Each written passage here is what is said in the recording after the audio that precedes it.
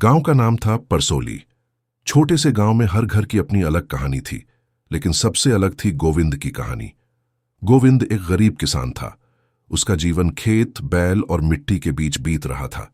चेहरे पर झुर्रियां, हाथों में मेहनत के निशान और आंखों में सपनों की छांव थी।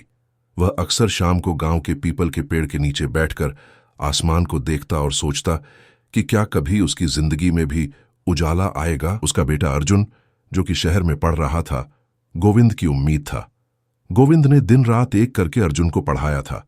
खेत बेच दिए, बैल गिरवी रख दिए और यहां तक कि अपनी पुश्तैनी जमीन का एक टुकड़ा भी किसी साहूकार को सौंप दिया।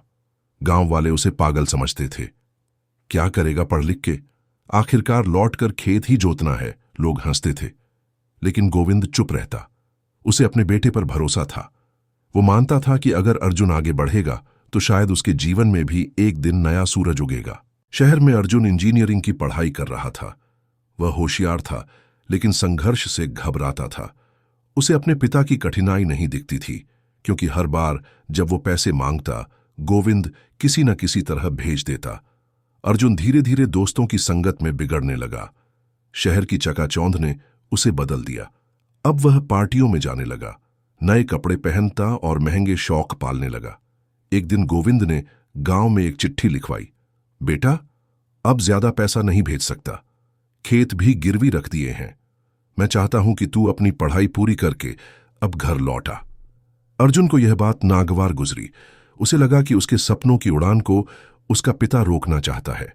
उसने जवाब तक नहीं दिया। उधर गांव में सूखा पड़ गया। गोविंद के पास अब ना खेत थे, ना बैल और ना ही उम्मीद। वह रोज पीपल के पेड़ के नीचे बैठता, उसी आसमान को देखता, लेकिन अब उसकी आंखों में चमक नहीं रही थी। एक दिन गांव के साहूकार ने आकर कहा, अगर कर्ज नहीं चुकाया तो वो जमीन भी छीन लूंगा जिसमें तेरा घर खड़ा है। गोविंद ने कोई जवाब नहीं दिया। वह बस चुपचाप उठकर घर चला गया।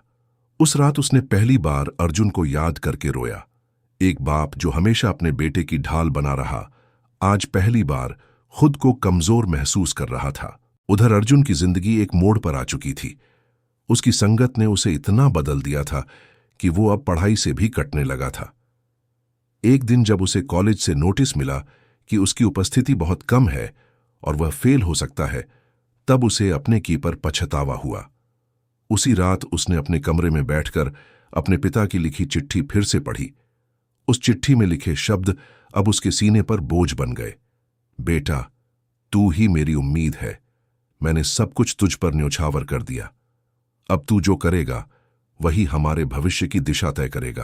अर्जुन को अपने पिता की झुर्रियों वाली आंखें याद आईं। वह सारी रात सो नहीं पाया। अगली सुबह सबसे पहले उसने कॉलेज के प्रिंसिपल से मिलकर अपनी गलती स्वीकार की और दोबारा मेहनत का वादा किया। उसने सारी गलत संगत से नाता तोड़ दिया। दिन रात पढ़ाई में जुट गया। 2 साल की मेहनत रंग लाई।